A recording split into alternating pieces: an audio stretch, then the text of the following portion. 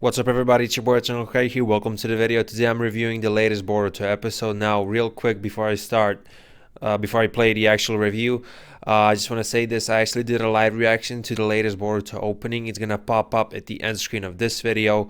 As for the new ending that appeared in this episode, I didn't live react to it, but overall, just to give you my thoughts, I like it. I think it's cool.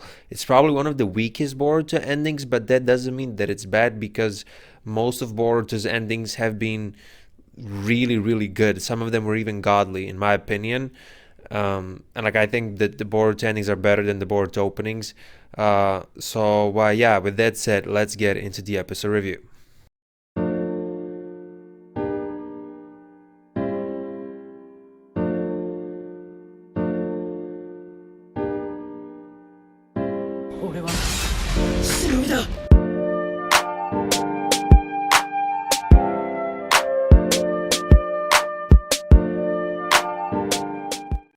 If I had to sum up this episode in two sentences, the first one would be a massive nostalgic punch in the face, like nostalgia knockout.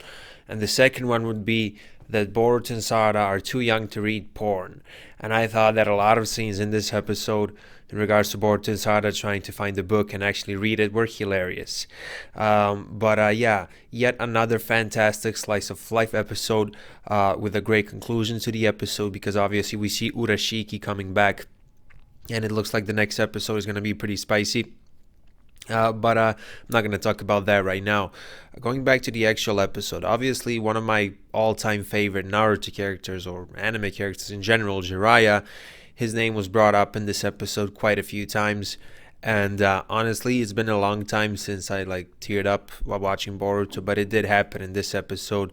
I think in the latter parts of the episode, specifically when Sasuke was talking about him, I think more specifically when he said that Naruto had somebody to protect. That's why he was the point is Naruto was driven, and that's why his training under Jiraiya and his bond with Jiraiya cannot be compared to Sasuke's and Boruto's relationship yet. Also, I do think that this kind of foreshadows that at one point in the series Boruto and Sasuke will get, I guess, closer, and they will deepen their bond. Obviously, for those of you who are anime only, for those of you who don't read the manga, don't worry, I'm not going to spoil anything, but for you manga readers, if you take into account the recent Boruto manga events, this really makes sense. The fact that Sasuke and Boruto are going to get closer. So I'm really looking forward to the development of their relationship. It's obviously it's not like Sarada wasn't there for many episodes, but it felt like I haven't seen her in a while. So it was nice seeing her comments in this episode, seeing how she was indirectly roasting Kiba for his made up Hokage stories. Yeah, it's just funny because I remember, I don't know when it was, but many episodes ago Naruto was saying how he was popular with the girls, I think, when he was a kid. Obviously that's a lie, and now Kiba's lying about this. It's just all these small comedy, goofy, funny moments. I really enjoyed them.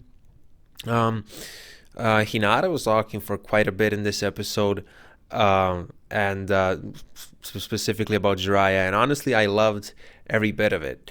Real quick, just want to mention something. Obviously something was discovered at at the bottom, they found something at the bottom of the ocean, I guess, or the sea, whatever. And obviously we all know how Jiraiya died. Are the writers trying to say something here? And I think at one point, while the news was being broadcasted, Boruto at that point asked Hinata about Jiraiya or something like that. And then I think the sealing jutsu was mentioned. Now I'm not saying that Jiraiya is alive or anything like that. Obviously he's dead. But could there be some type of connection right there? That symbol, I think it was 9 circles or whatever. We saw it in the at the start of the versus Momoshiki arc. I feel like we saw it once again at some point in the Boruto series, maybe even multiple times. But I can't really pinpoint the exact timing. But we already saw it. It's something connected to the Otsutsuki clan, most likely. And I just want to see what it is. I mean, obviously, Urashiki is still involved. He's still alive. He's still like in the series, so that might be connected to him. We saw him at the end of this episode. You know, he's back. He's searching for the tailed beast chakra. He's by himself. I don't really know how he's gonna like deal with everybody, but whatever. Going back to Jiraiya, as I previously said, Jiraiya is one of my all-time favorite anime characters, and like regardless of how good or bad the writing it was in this episode, whatever, just I just want to get this out of the way. Just the fact that Jiraiya's name is mentioned so many times makes this episode like a 100 out of 10 for me in terms of the rating. Now, I'm not gonna give it a 10 out of 10 because of that. I'm still trying to be objective, because sometimes I really enjoy some episodes, but I give them like a 9 or an 8.5, not a 10, because I find like an objective flaw. I mean, nobody can really be 100% objective, right? But it's just that it was a fantastic slice of life episode. It was funny. It was deep at points. It had beautiful soundtrack, beautiful music.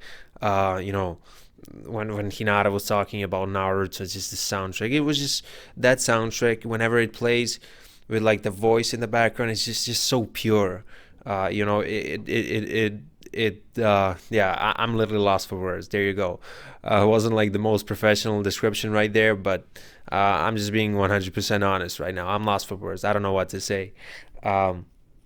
But yeah, subjectively and objectively, I thought this slice of life episode was brilliant, and obviously it ends on a good cliffhanger. And that's like two fantastic slice of life episodes in a row. Choji and Chocho were in this episode, and as soon as I saw those two guys, I forgot their names. I instantly remembered like the food festival thing. If I remember correctly, and correct me if I'm wrong, did they like cheat during that like competition? I might be wrong though, but as soon as I saw them, I instantly remembered them, but I couldn't remember the names. I still can't remember the names. The Naruto franchise has a lot of characters, right? And that's not the only series I ever saw, so I'm not gonna know all the names naturally. But yeah, it was nice seeing them again. I like how Boruto as a series as a whole like connects these like small details, like these random details from one parts of the series to the other. Like I just thought like it's a small little detail, but I thought it was cool. So yeah, what else should I comment about this episode? Sasuke, at one point when he was talking to Boruto, he was like, yeah, I got lost or whatever, that's why I wasn't in that photo. And then Boruto's like, did you get lost and you didn't make it in time to take a picture or whatever? Okay, that was a funny moment. But I seriously wonder when Boruto, like, I want to know when he'll know the truth about Sasuke, because obviously Boruto wants to be a ninja like Sasuke, but it's not only because Sasuke is cool or whatever. Yes, that's part of it. I've talked about this many episodes ago. For Boruto, Sasuke represents freedom and protection from shadows without getting spotlight. Boruto, as a kid, was bullied just because of the fact that he was the Hokage's son, so he kind of developed that wish not to be that noticed, if you get what I mean. That's why he wants to become the Shadow Hokage and support Sarada once she becomes the Hokage. I mean, she pretty much told her that she's like gonna be her assistant or whatever. He didn't use specifically that word, but you get what I mean. He told her that he's gonna like help her when she becomes the Hokage, assuming that she becomes one, right? And I think she's gonna be the 8th Hokage. Okay, I'm getting off topic right now. Going back to Boruto and Sasuke, right? Boruto needs to know the full truth. I'm not saying that when he learns the entire truth about Sasuke that he's like gonna like dislike him or stop trying to become like him. It's just that I want him to know the full truth, just like how I want to see Sarada realizing like the full truth about the Uchiha clan and everything that happened in the past. I just think it's important for these characters to know these things, And yeah, but going back to Sarada, that little moment at the end of the episode where she like wrote a note for Sasuke, and seeing Sasuke's reaction, like a, his face was soft. I think he like nearly smiled, but you know how it is with Sasuke. He doesn't really know how to show his emotions. He's a little disabled emotionally, which, it's understandable. I mean, just look at his childhood. I mean, not only his childhood, just look at his entire life. It's not his fault, right? But yeah, what a nice little moment. I think I already said this in this review. I was really glad to see Sarada in this episode. And I was thinking about something, because like I have my I guess arguments as to why I like Sarada, just like how I have arguments for liking Boruto, liking Naruto, and liking a bunch of other characters, and disliking some characters, and liking some arcs, and hating some arcs, and stuff like that. I have arguments for my opinions. I don't just go and state my opinions without arguments to back them up. But I've realized, and this doesn't only apply to Sarada, but sometimes when you like a character, you just, and well, fuck fiction. Let's go back to real world. Like, you have some friends that, like, okay, you're friends with them maybe because they're loyal, you trust them, they help you out in bad moments and stuff like that, and you can always find like logical explanations. But sometimes you just like the way somebody talks, you just like somebody's vibe, the way they like form their sentences, even the tone of their voice. And it's like these small details that you can really form an argument and say, okay, I like this person only because of that, but it just adds to the fact that you like the person. Now, going back to fiction, I really, and I'm pointing this out now because I really thought about it, specifically when it comes to Sarada's case. Again, I have arguments for liking Sarada, which I stated multiple times in the past, but it's just, I just feel like she's written really well. I like how she interacts with everybody. Again, in this episode, there were a few funny moments where she like indirectly roasted Kiba, but in general, I just really like Sarada's character. She's not my favorite next gen character. Boruto is. It's just that I'm emphasizing Sarada right now because, as I already said, for some reason I thought about this when I was thinking about, I guess, giving my verdict on Sarada in this episode.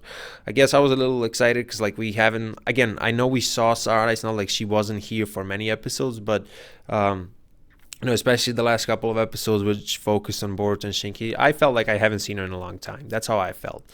Yeah, I just wanted to like point that out.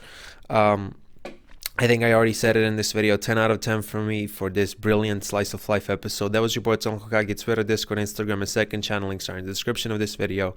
And I'll see you in my next video. Bye.